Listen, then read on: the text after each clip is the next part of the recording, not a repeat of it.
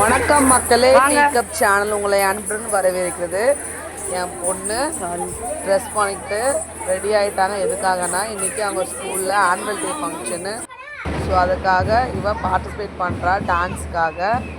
So இதுக்கு chief கெஸ்ட்டாக வந்து எம்எல்ஏ பிரபாகரன் அவங்க தான் வந்திருந்தாங்க. அவங்க என்ன விஷயம்னா, அவங்க இதே ஸ்கூலில் படித்து இதே ஸ்கூலில் வந்து படிப்பெல்லாம் முடிச்சுட்டு அவங்க எம்எல்ஏ ஆயிருக்காங்க.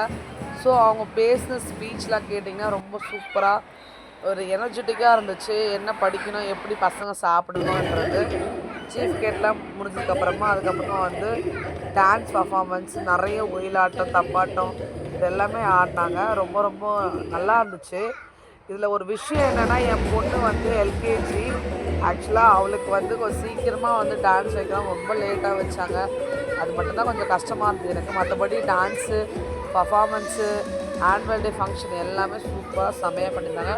வீடியோ ஃபுல்லாக நீங்கள் பார்த்தீங்கன்னா ஸ்பீச் பார்க்கலாம், டான்ஸ் எல்லாமே பார்க்கலாம். என்னால் சரியாக எடுக்க முடியல, காரணம் வந்து நிறைய பேர் வந்தாலும் எனக்கு தெரியல.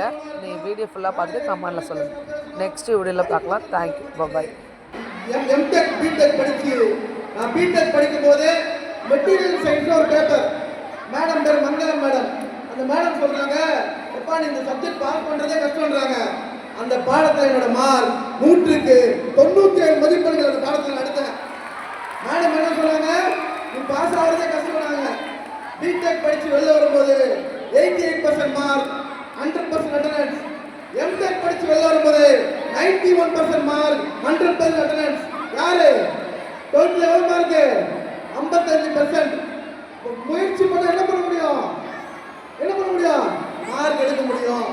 10th ஒரு பாடத்தில் ஃபெயில் ஆனாலும் சரி, 60% எடுத்தாலும் சரி, முயற்சி பண்ணா 90 மார்க் உறுதியாக எடுக்க முடியும். அதற்கு உதாரணமா நீ புக்கில் யாரையும் தேட